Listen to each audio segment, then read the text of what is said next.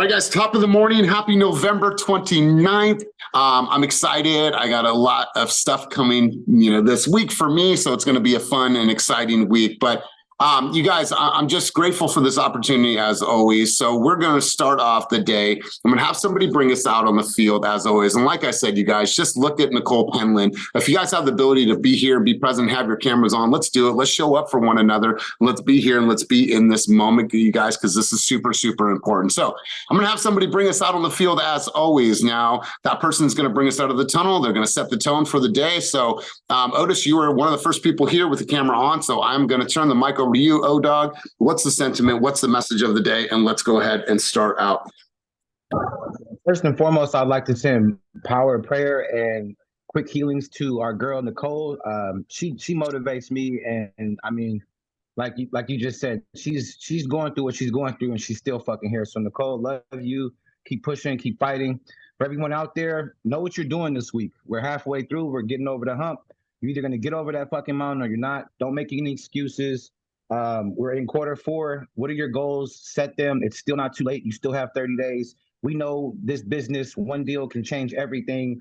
If you're stagnant, stop being stagnant, push through and, just live. Because right now it's holidays and you're going to find yourself getting more and more lazy or running around shopping and shit. But don't let that shit get you off of your zone. Keep pushing and get some deals done.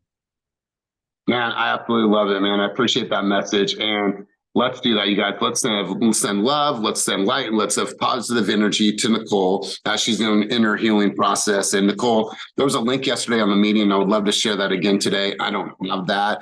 If there's any way that we can help, provide some meals for the boys. So if you can drop that link today, that would be great. Or somebody else has it. Her transplant is this morning.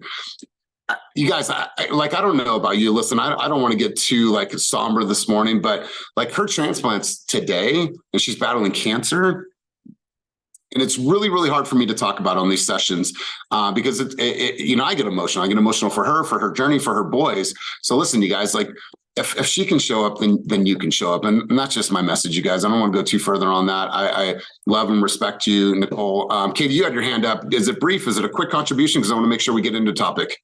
Very brief. I just want her to know that we are praying for complete healing in Jesus' name. And in addition to this, it's already done. She's a fighter and she's an overcomer. Thank you. That's right. That's right. I love it. All right, guys. So let's go ahead and kick this off. Once again, if you're not reading the book, know exactly what to say. Make sure to read that book. There is also a certification that you guys can get through Phil Jones. He does this every single year. Maybe that's something that you put into the budget, maybe third quarter, second quarter, fourth quarter. I don't care when it is. But what I want you guys to really focus on, what I want you to be cognizant on is becoming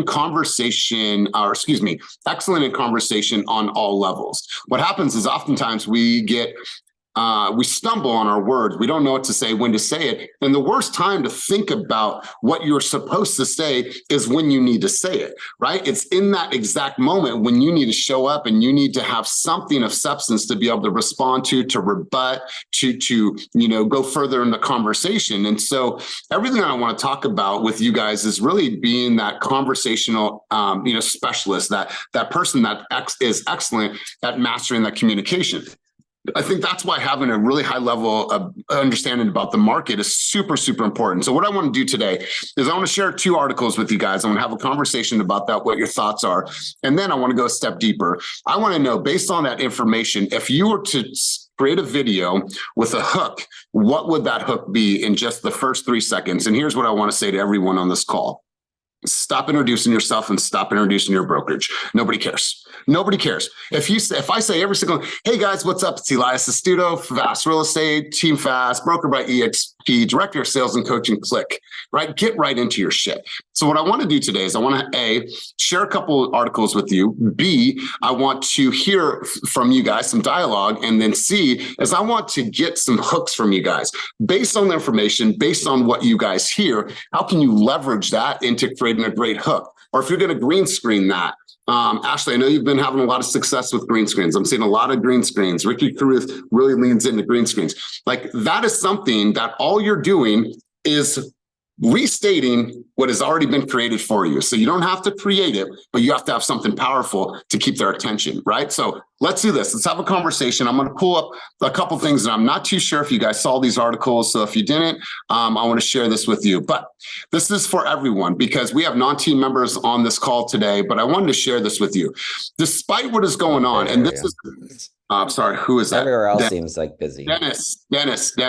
This is a recording, bro, and this is a live performance. Can you just mute yourself, please? All right, thank you. All right, so yeah. Dennis, mute yourself. I think I got him. All right, guys, really quick, because we have non-team members on this call today, but I want to share this with you. Despite what's happening, despite the holiday week, and like Otis was saying, like this is a time where we grind. This is a time where serious buyers are in the market. If you're a buyer thinking about selling or buying a house in December, that means that despite the holidays, despite New Year, no matter what is happening, you're still excited about this market. So you're in the game. You're out there saying, no matter what, like I want to beat the rush. And the same thing with sellers right now. If you're talking to a seller and like, oh, well, I think I'm going to wait. I think I'm going to wait to put my house on the market until springtime. I'm going to see what happens at the new year. I want to wait it out a little bit. I think that is one of the worst strategies. I believe if you have a listing opportunity right now, if you're in talks with the seller right now, it is a great opportunity because the people that are out in the market right now are serious buyers. These people are ready to go. These people don't care about what's happening with the holidays because they know this and they understand it at a very high level because their realtor educating them.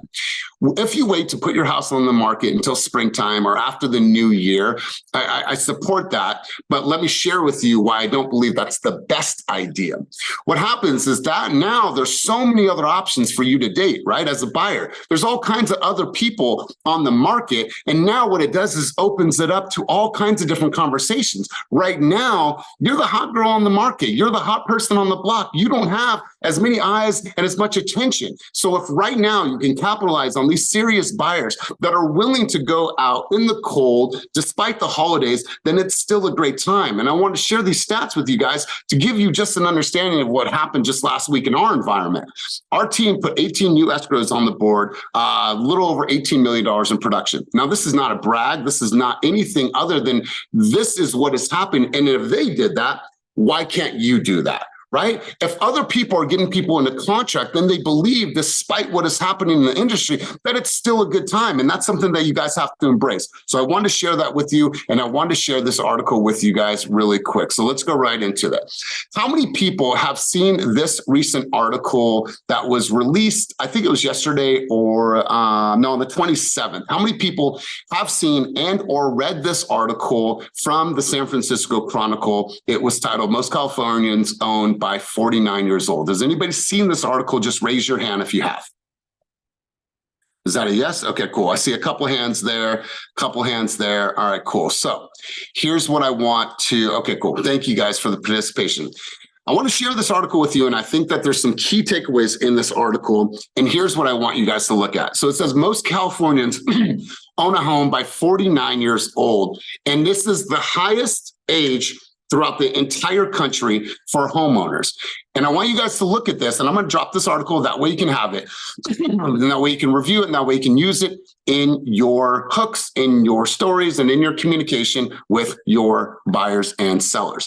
California status as one of the most expensive housing markets in the country. We obviously know that. In 2021, less than 45% of California residents were homeowners, according to a recent article published by the UC Berkeley. Now, here's what I want you guys to pay very close attention to. Look at the age differences over the last few decades. In 1980, age of which most residents of each U.S. state are homeowners, look at this age. 32 was the average ages in California for homeownership. In 2000, that average age was 40. And then 2021, that average age was 49 years old in the state of California. Now, why is this important? Because what we have to do is we have to realize who we're talking to. Where are these people at in the stage of the life? What are they doing to prepare? And listen, it's not too late, right? Some people think, it's too late, right? Or I don't have the means, or I don't want to become a homeowner. I just feel like I'm just too old now. You guys need to help the people realize that that's the average age. Here's what we're going to do. Here's how we prep you. Here's the information that you need to know, because no matter what, I believe that it's still going to be a great opportunity. I don't care if they're 50 years old, 55 years old. So what I found here in this article is it breaks down ethnicity. I think that this is important for you guys to understand, but really understanding like why people are buying, what's driving their motivation, and really breaking down this article and saying, you know what, how can I use this? How can I get some hooks from this? And how can I put this into a conversation with my buyers? And how can I use this on social media to truly leverage some really, really great content? So if somebody has read this article, or if anybody has some feedback on it, I would love to stop the screen right now. Share with me what your thoughts are on this article, and share with me if you have any ideas for an initial hook and how you can use this on social media to get people just to get involved in the conversation. So if I don't see any hands raised, I'll just probably call on a couple people, but who would like to take a stab at A, giving me their opinion on this article, and then B, a stab at giving me a hook on what they can do with this article? Let's go, Blessing. You're muted.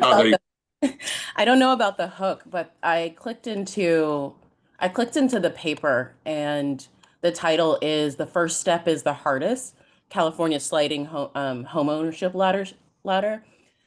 Actually acknowledging and having it written like the first step is the hardest. If you're feeling like you don't know if you can buy in this market, if you don't know what you need to do, the next steps, it is hard. You need to have someone. So I like this a lot, just because it's in line with what I'm working on for the month. So doing a green screen and saying, do you feel like it's hard to buy in California? Turns out you're right, and here's why. But let's, here's some bullet points of let's get you ready kind of thing. So I think it's a good introduction. All right, cool. So I think that your minds are probably working right now. Say that first headline of the article really quick. Say that again for everybody. The first step is the hardest: California sliding home ownership ladder.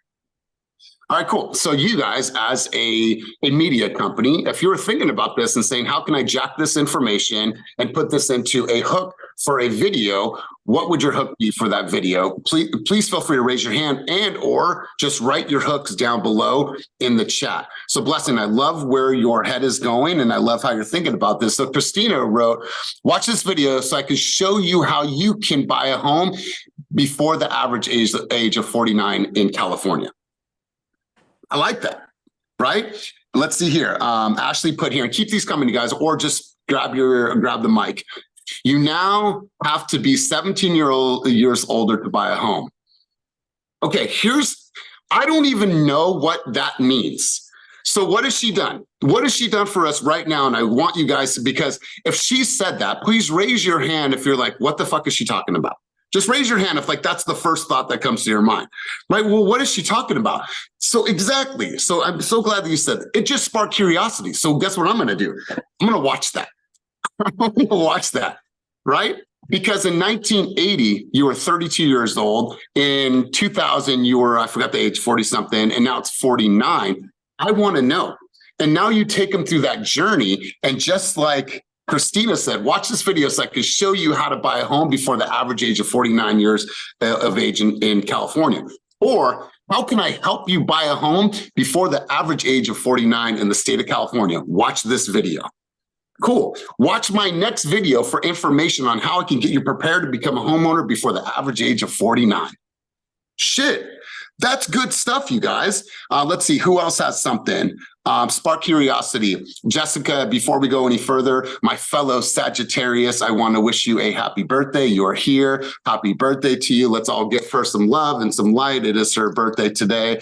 So happy birthday to you, my fellow Sagittarius. All right, so let's keep through this. From 1980 to 2023, the average age of homeowners has increased. Let's look at why and how together we can change this. All right, cool. Now, I was shortening that up a little bit for a hook, but here's what I want you guys to do. A, understand information at a very, very high level. And then how can I explain it in a sixth grade level, right? How can I explain in a way that someone just wants to know a little bit more information? Now, who else has a hook, or who else wants to share their sentiment and how they can repurpose this information and communicate that with the consumer? Let's see, anybody else? And feel free to take yourself off of mute. It's okay. Or just raise your hand. Nobody else wants to take a crack at this? All right, let me feed you with a little bit more. Go ahead, Jeff. I was just going to say, maybe look at the average age of your buyers for, I don't know, this year, and point out, if it is younger than 49, point out the fact that the average age of your buyers are, 38, as opposed to 12 years older, or 11 years older at 49. So, I think that 49 figure and what's holding back a lot of buyers in California is just the perception of how expensive it is. It is expensive in California, but they don't realize all the tools and the resources that are out there. So if you can use some kind of hook to tell people that the average age of my buyers isn't 49 years old, the average age of my buyers is 36. And here's why. Totally. And I love that. And here's the great thing too, right? You guys look at your analytics. Look at your analytics from your social media posts and see what is the age bracket of the people that are actually viewing your content, and then say, how can I help those people? And how can we change this number for myself, right? Like Jeff was saying, how can I change that number for myself? And now many people reach home ownership later on in their life, and I respect the journey no matter where you're at, but how can I help you get into home ownership? And what I've done is I've created a pathway, right? I've created an educational step. Here's things that you need to know in order for you to get ready. Here's a person that can help you with your credit. Here's the things that you need to buy down. Here's the things that you shouldn't be doing. Here's how I'm going to help you really, really create a legacy for your family earlier than the age of 49. So stay tuned for more information about this. That's really, really good stuff. And so Jeff, you're right, spot on. Let's go, George. Let's hear from you. Thoughts, sentiment on this information. Yeah, so I was thinking of it as a different way to hook them in, and instead of trying to scare them, instead saying, here's how you can retire, or here's how you can retire before the age of 49, and kind of build them in that way, and then let them know, kind of like hook them in with something positive, and then kind of be like, bam, did you know that in California, the average homeowner isn't like until the age of 49 or something like that. Or you could even do like,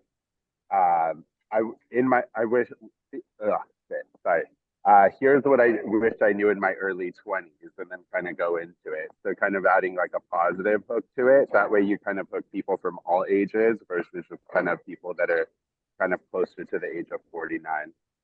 Man, God, that's why I love opening this conversation, because here's what you're hearing different perspectives. You know what? You're not average. I don't work with average person. Let me show you how to start building wealth well before you're 49 years old. Like, I really, really like that sentiment, George. So good stuff. Dominique, good to see you. Hopefully you had a great time at Disneyland, and I'm glad that you were there before the naked person jumped in the ride at It's a Small World and they got arrested. I would have beat somebody's ass, but nonetheless, I'm glad that you had a good time. I didn't know that happened, but a pole did My fall on daughter's somebody. A pole did fall on somebody while we were there on Main Street in Disney, because there was high winds the last day, and a pole fell and hit 3 people. So that was kind of weird that happened in Disney, because Disney. Well, hopefully they're okay, but those people are going to be rich. That's what we said. Yep. Like, let me go and get in on that. Yeah. Yeah. Right. I mean, I walk with a limp for a year. Anyways, let's hear from you. I don't really know about a hook. However, I think this is a great time to use that article to talk about what deters people from do like a bullet point list in a video of what stops people from qualifying to buy a house, right? And a lot of that is people jumping to buy expensive cars, riding in, the best, newest car. Leasing cars is very prevalent now, and because people don't want to be tied to one car for so long, so they lease it and then they want to go to the next best thing. Cars are a big thing of why a lot of people don't qualify for as much. Their purchase power decreases. Also trips and things like that. People think it's it looks good to other people by going on these big trips and doing things, and sometimes it's about sacrifices. So I think this is a good time to actually have a video about sacrificing and putting your priorities straight. Because a lot of people that I talk to who are around my age, they're big on, oh yeah, I'm going to go to do this and travel and I'm doing this and I just got this new car, but it doesn't show for anything. So I think this is a perfect time to do a video on how you can better increase your purchase power and qualify. Yeah, and I love this, and like the sacrifice conversation of like, what can you give up now in order to have that, in order to start building wealth for your family? And you guys, I've said this before. I live in the River Islands, and it's complete suburbia, and there's beautiful houses here on the lakes.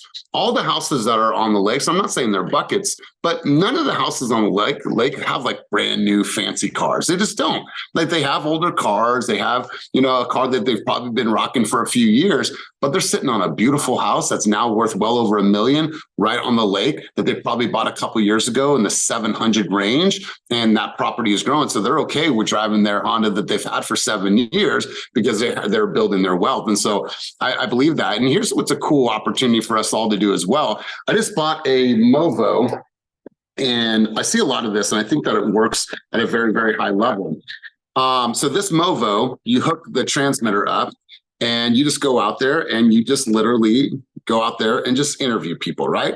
So you've seen these, hey, what kind of car do you drive? Like, you know, what do you do for a living? Right? Those conversations are really good. But imagine you're out in a public place and you're just asking people, hey, how old were you when you purchased your first home? Right? And obviously some people are going, oh, I don't own a home, whatever. But for the people, oh, I was 32. Like, what do you think the average age is now? And what are the best things to do right now in order for someone to get ready if you were to give them a recommendation? Like, that's a really, really good conversation because they did it, right? The people that I talked to, a guy that bought a house in Danville in the early 90s worth 2 million plus. And he's like, that's for my grandbabies, right? And so there's so many ways to spin this conversation. So listen to the perspective from Jeff, from George, from Dominique, from what Ashley wrote, from what Christina wrote, from what Blessy was saying. You guys have all these different advantages, and you have to ask yourself, how can I relay this information to consumers right now to build some sense of urgency, to educate them, to maybe provide more clarity, close that gap, and help them? Because I don't know about you guys, I know a lot of friends that purchase homes in their 20s, 30s, and beat that number by a landslide, that 49. So any other thoughts on this conversation? I'm gonna give you a couple other stats and then we'll continue this conversation. Anybody else? Let's go, Ashley. I was just going to say, because when I say those hooks after George spoke, I was like, oh, it sounds like that the whole video would be like that. In my head, I would say you now have 17 years, or you now have to be 17 years older to buy a house, and then go into explaining why you don't. So you say the hook to capture curiosity and attention so that they stop. And then you explain, well, let me tell you why that's not actually true. This article says that that's true, and that might be true on average, but the majority of the people that I help are born in the 90s. So I'm not seeing that in my realm. And then maybe explain more about that. Okay, this is such a great vantage point as well. So she's debunking the article, right? She's debunking the article based on her evidence of the people that she's worked with in the Bay Area, right? I've worked with consumers in their early 30s that had so much money. They were in these tech jobs in the city, or they worked for Robinhood, or they worked for YouTube. They came right out of college and had these amazing careers. So that happens in the Bay Area. And so I love that. So it's like, take the information, but debunk it, right? Now, this is not a social media conversation, but it is in a sense of how can I use this information and leverage it to educate more people, bring them into my world, and get them to ask questions. What did you mean by that, Dominique? What did you mean by that, Ashley? Katie, tell me a little bit more. George, I don't agree with you. Good. Let me share with you some more information. So absolutely love that. Ashley, any more contributions on the conversation, or is that hand still up from before? Oh, that was from before. All right, cool. You guys dropped a couple articles. Are these the same articles, you guys? Really quick, Ashley or Jessica, so I don't click on it. Is that the same article? All right, cool. And then Liz, same article? Okay, cool. Awesome. Thank you for doing that. You guys, another article came out in, let me see where it was. It is The Real Deal. You might not be able to claim this offer, but let me just drop it anyways. you can claim the offer. I think they have a special right now for $1, and then you can open up a few of the articles. So let me drop this here, boom, paste. And if you can't, then it's okay. I'll share some of the details of this. And this is from the real deal.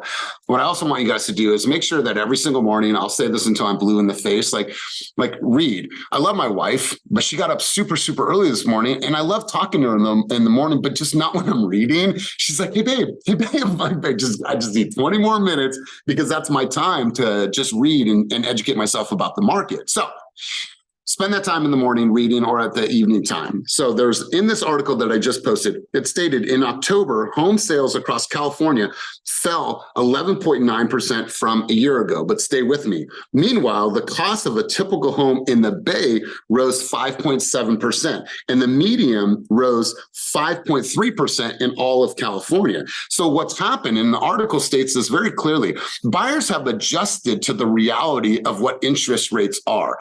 If we're still talking about interest rates, I think that right now, most consumers are okay with that if they're in the market right now. You should be looking at your Real Scout. You should see how many people are actually opening homes, viewing properties, looking at your emails, and looking at their patterns, because what you'll find is that people have adjusted. Now, it's still sticker shock for some people. Some people it's still out of range. Some people still have to take advantage of seller concessions and 2-1 buy downs, and I get all of that. But what we've had is we've had a psychological change with buyers over the last couple of months. They've adjusted. They get it. That's the reality. So when you think about it this way, home prices have raised 5.9%, even though inventory is down. I would leverage that information to talk to sellers about the importance of why there's so many people in the market right now. How can I build more excitement, more demand? Why putting your house on the market right now is still a good opportunity. And then for buyers, listen, you guys, if home prices have raised over the last, month by 5.3, 5.6, 5.9, what do you think is going to happen over the next couple months? What do you think is going to happen when interest rates start to go down, so on and so forth? It's just going to create more competition. So you guys, every single time there's an article like this, you take it and say, how can I use this in a messaging, in an email, in a video? Hey, Tom, I don't know if you saw this article. I just saw this article earlier today and I thought about you. I feel that you and I should talk about this, or whatever that sounds like. It is just a huge opportunity for you guys to leverage and jack that information and use it in your flow. Use it in your flow in multiple different ways. So here's what I want to do. I want to hear from a couple of you guys right now. And I love this part of it because I want to hear like how you're talking about the reality, right? The reality. I think we need to do more of this. So who wants to give me their quick snapshot? I'll hit you with something better. Somebody, and I'm going to give them kudos. Not somebody, Romel. Romel said, hey, I'm in negotiations right now on a listing that I have listed at 1998. The client wants to get 2.1. Okay. Which first off, just listening and hearing that scenario, I felt that it's a little on the higher end, right? Because there was a house down the street that listed for 1899 and sold for 2.1, right? So what is the seller thinking? Oh, I want to get closer to that number. Now he's still working through that and he's relatively new. But the buyer's agent is trying to negotiate with him and just being really like jerkish about it and like trying to be a bull about it. And she was saying, well, that house is not worth that. It's not going to sell for that. You're not going to get any type of activity knowing that houses are selling in that market right now. And so if you were in, say, the listing agent's shoes right now, knowing just some of this like over hierarchy conversational pieces, like what would you be saying to somebody that's calling and saying, you know what, I'm sending you in a lowball offer right now? Like what's the type of communication? What's the type of negotiation that you were going to have with that person? And then if you want more context, ask me questions, I'll give you more details. But like, let's go here because I think I want to hear how you guys would respond to that because this is market related. So Dominique, let's hear from you first, and then we'll keep cruising on the conversation. I think this will be fun. This is why I'm really big on market data and being able to see what the market is doing, how it's doing, and what's in that market. Because if you don't know the market and what it's doing and the comps that are available or the listings that are available, you can't fight it. There's no way to fight it. And that's why I'm really big on doing all the research necessary. And when you start looking at agents saying, well, it's not worth it and it's not this house sold for this, well, why did that other house sell for less? Maybe it's backing the freeway. Maybe it's near a main road. There are reasons maybe that it did not sell for that, but this house can sell for more. So that's why research is really big. And I know sometimes it's like you're so busy and there are things that you just don't have time for. But the one thing you have to have time for is to do all the research you can for that house that you're writing the offer on, or the house that you actually have the listing on, because you're going to have people that are going to come in and try to lowball you, and they're going to diss your client. If you don't have all of that knowledge, there's no way for you to combat it at all. So that's why I'm really big on that. And then shameless plug, you want to come to my event this Monday at 10:30 at the Walnut Creek office. I will show you how to run market data and pull comps and all the things that I look at when I'm doing research for the houses that I am getting my opinion of value on. I love it. Yeah. And I actually, this session that you're going to be doing in person is so needed in our industry. And I'm really, really thankful that you're doing it.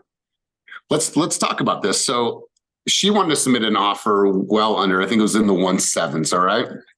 And then he got another offer. So mind you, 1.998. He got an offer at 1.850, and they presented it to the seller and they said, no way. So I said, did you go back and negotiate? I was like, well, no, they didn't. They said they don't want to counter that.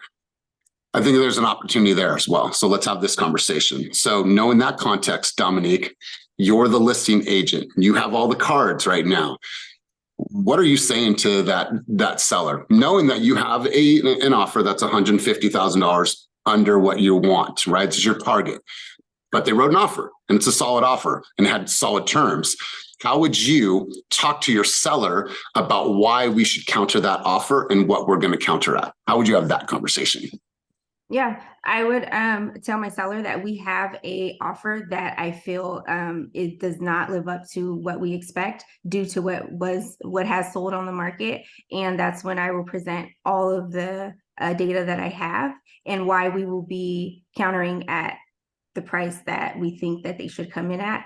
And like I said, all my stuff is just basically based off of data. So I would be referring to this comp sold that is pretty much similar to your house with maybe one more bedroom. And it sold for $2,085,000. Here's why I think your house can sell for this much or a little more for X, Y, and Z, or why I think it can sell at least for 2 million, a little under that, because their house has this and your house maybe is lacking an amenity. But I would just base it off of the data that I have. I would also have, and I agree with that. I would also have a very, very, not a stern conversation, but just a realistic conversation. Be like, Ashley, is there a number that you guys would be willing to accept if all the terms, were met? Is there a number that you guys would accept? Like, just give me like a number. Is there a number? Because I promise you, if somebody came in with an offer at 195, and it was all cash and it could close in 5 days, I'm pretty sure that seller would entertain that.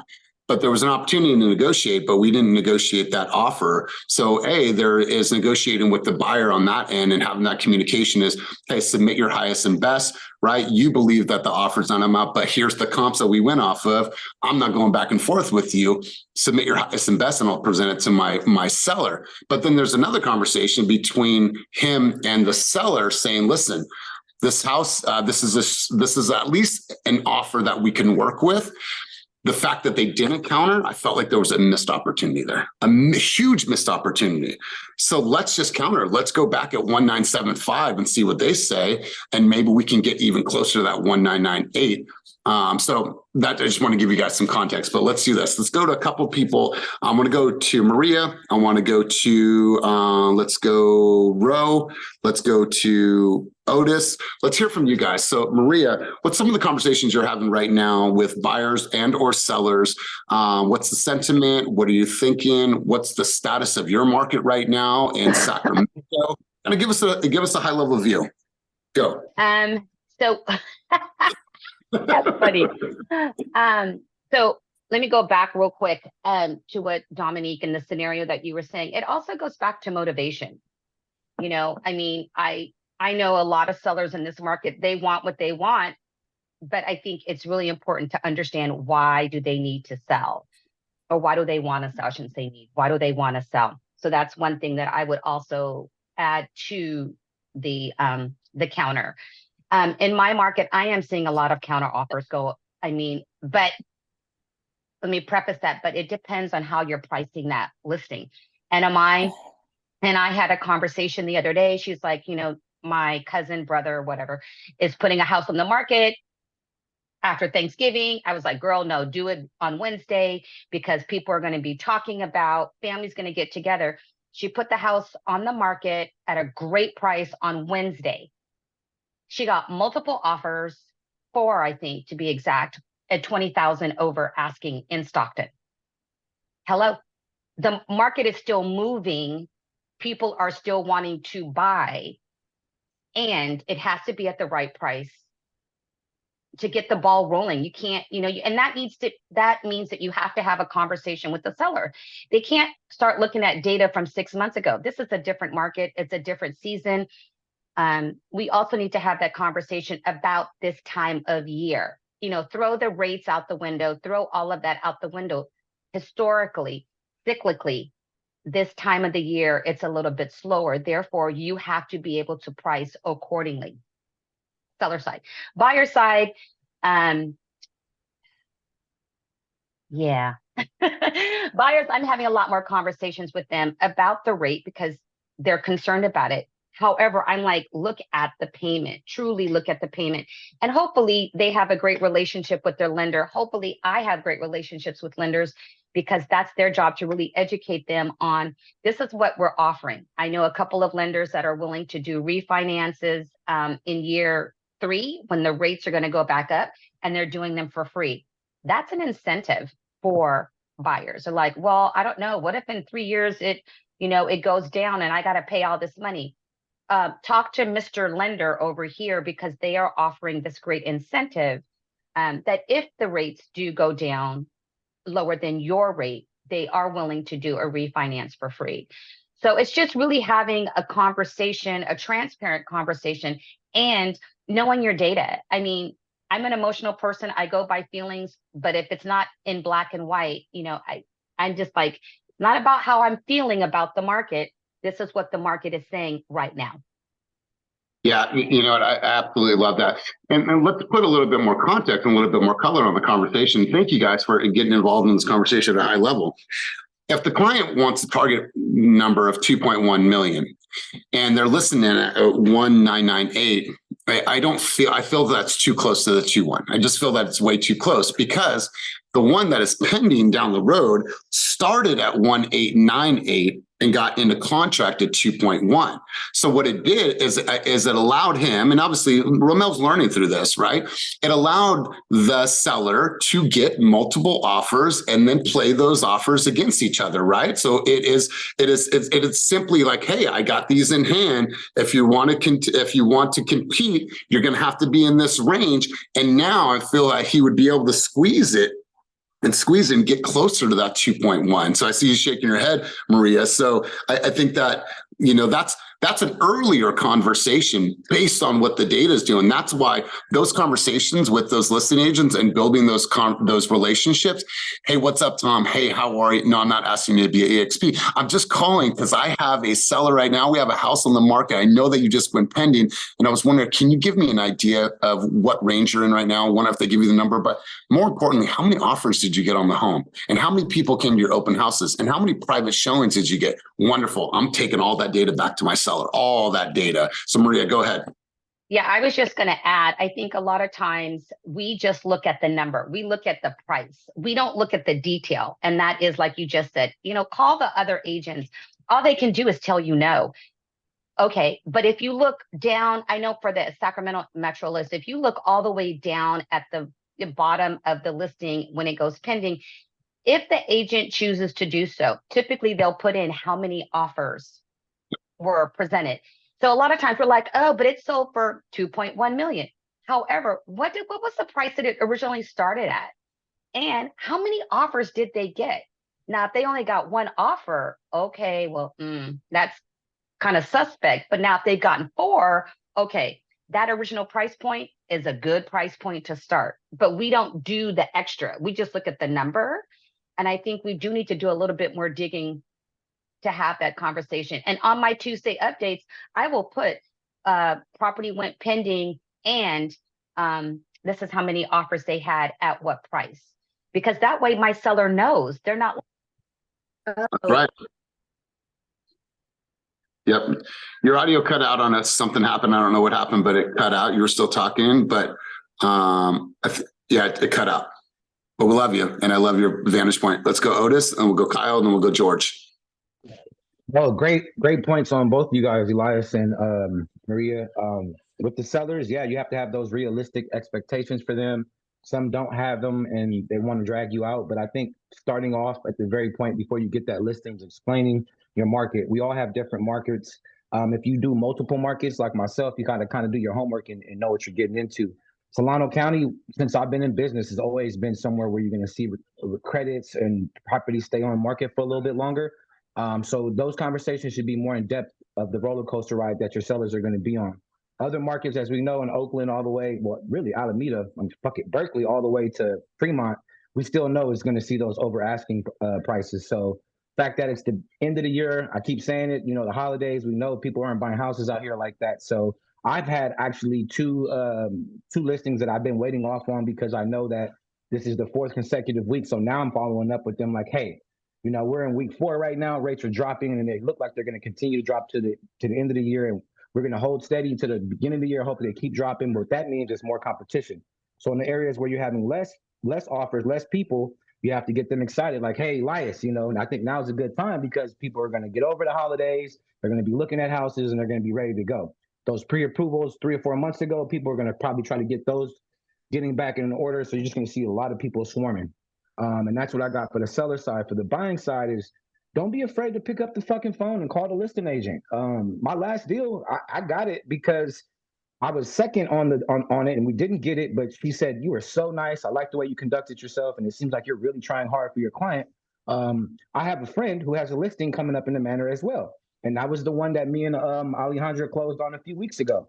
Just off being nice and picking up the phone instead of just sending over an offer, picking their brain. Sometimes agents will tell you, hey, Elias, I see you got a couple of people coming over here. Do you got any offers? Could you mind telling me, like, are they at listing price, single digits? If they won't give you something, pick at them. As long as you pick at them, you can get information that can help you out with your clients.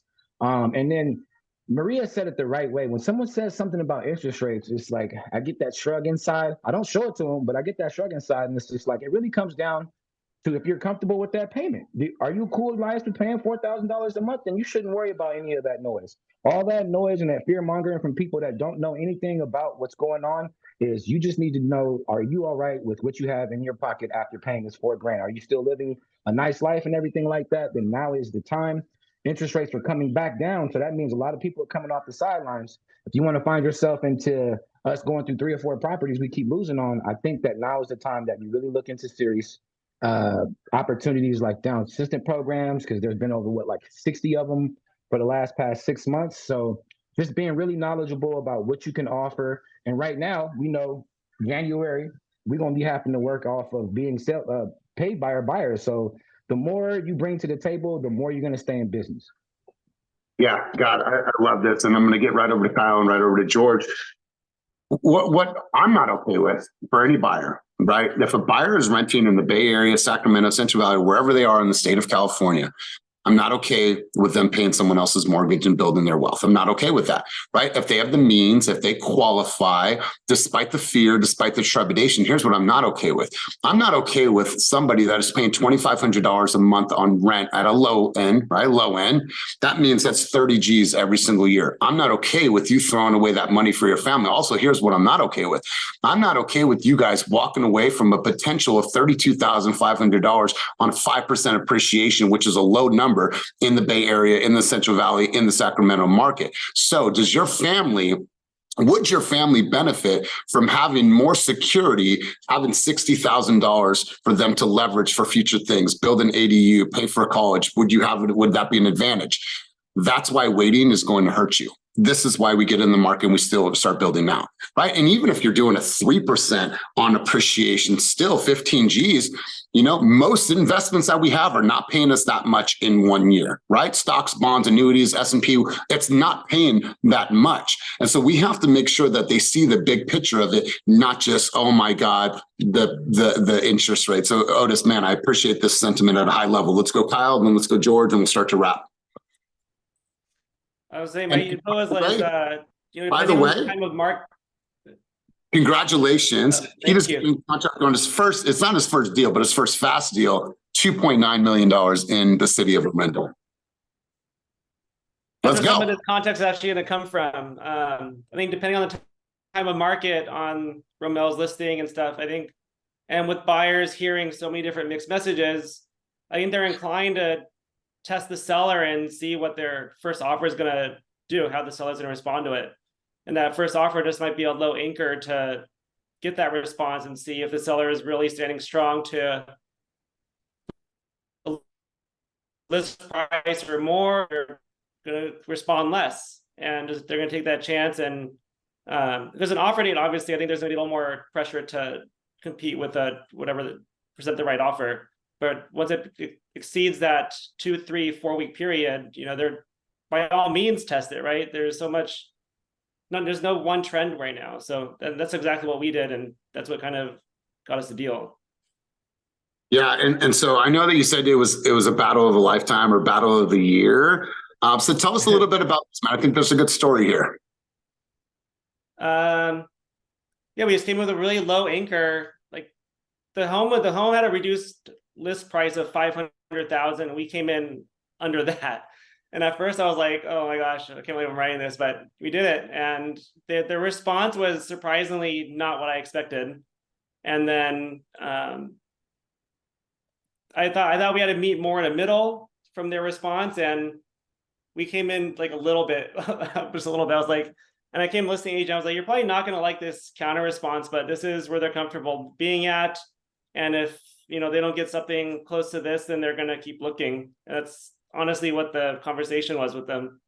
And then I just got a surprise phone call that they're considering around that, and I don't know, just came together.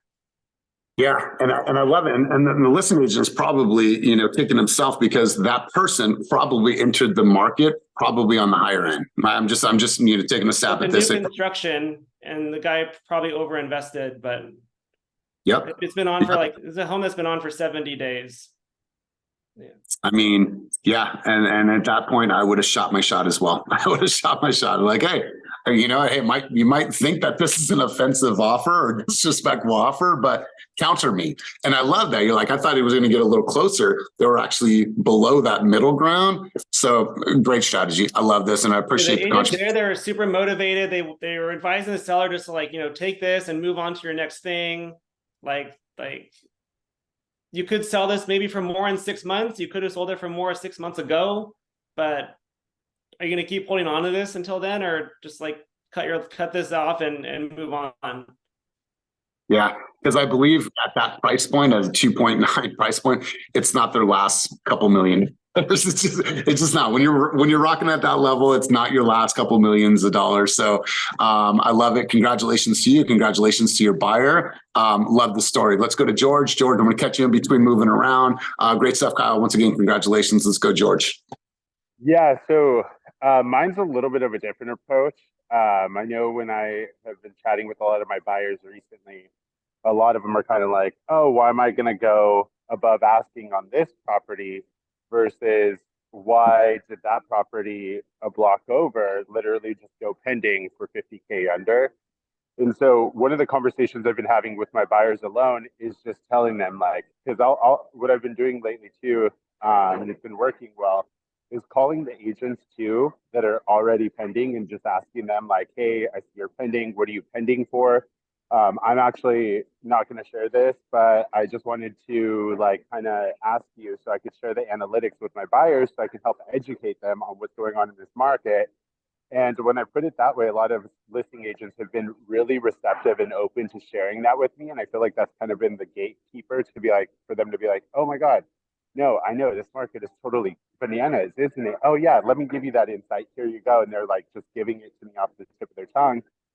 And I've been using that to basically educate my buyers like, hey, sometimes some listing agents are just like really shitty at marketing too.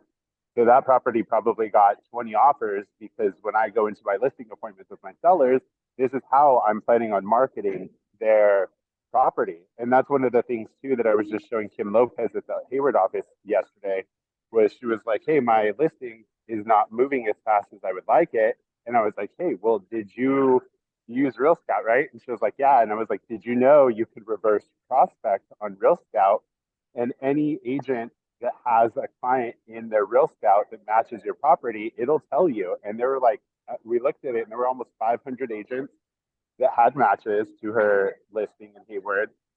Some of them had 20 clients in Real Scout that it matched.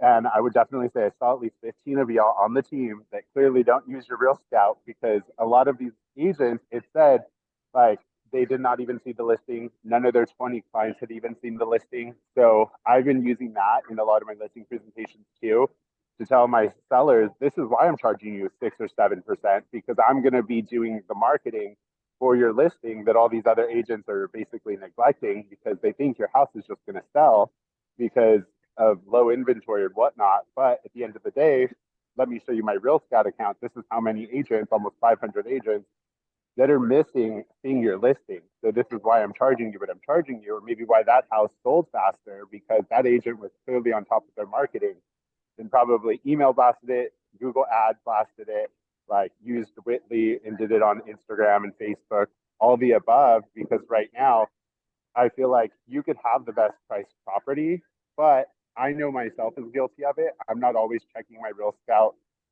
dashboard every day. Sometimes I miss it for a week and I'm missing all these properties, and that's something I'm working on. But it's like, that's also where I'm educating my sellers and buyers, is that it literally also comes down to marketing too, because at the end of the day, interest rates are where they're at. I say, if you can afford it, don't even pay attention to the interest rate. If your kids are not going to go hungry, if your wife or your husband loses their job and you can still afford it and you're comfortable, do it, because you're going to be paying $300,000 over the asking price when rates drop to 4 or 3%, and you're going to be like hyenas fighting over a house and overpaying for it. When in actuality, like I feel like it definitely comes down to the market. People are going to pay what they want to pay, what a home is worth at the end of the day. Yeah, man, I absolutely love this sentiment. And I think you bring up some really good points, not only from so two things here.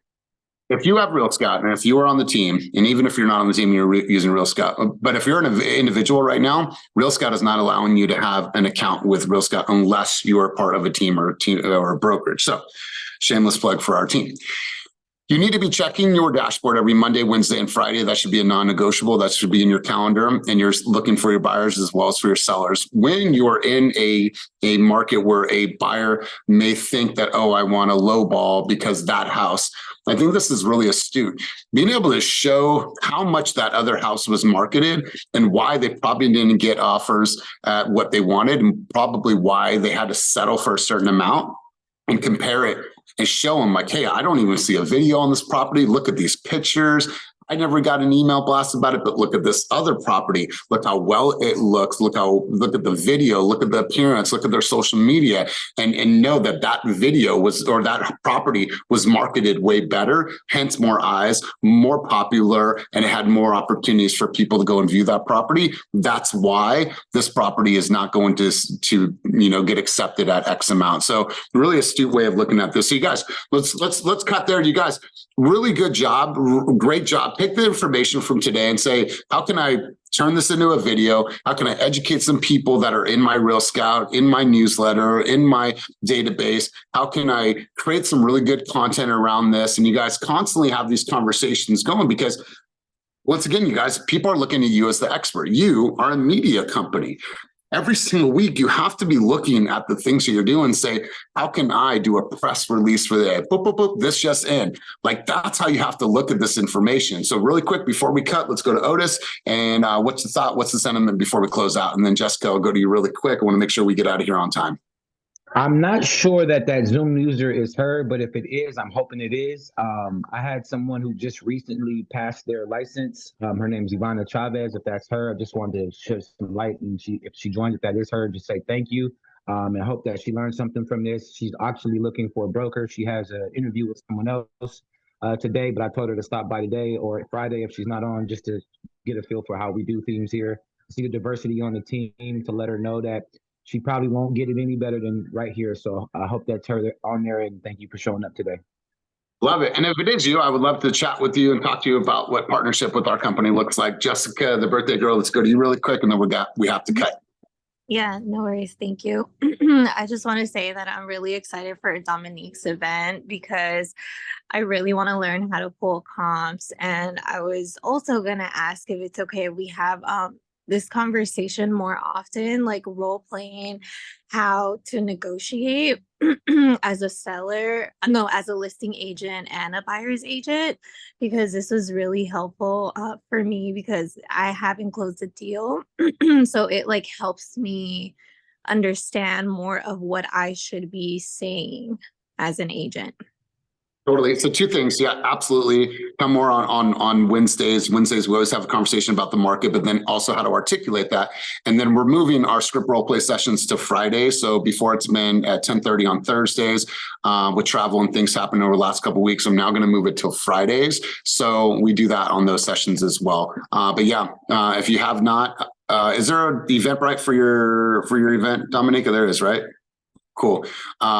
Make sure to go to Dominique's page, RSVP for that, and I will see you guys then. But you guys, amazing job. Once again, happy birthday to you, Jessica. Looking forward to celebrating with you.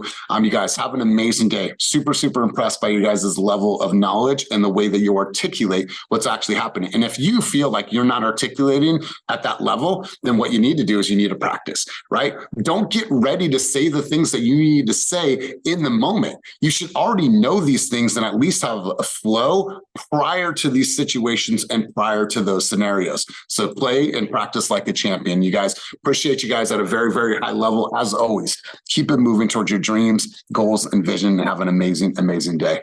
Peace.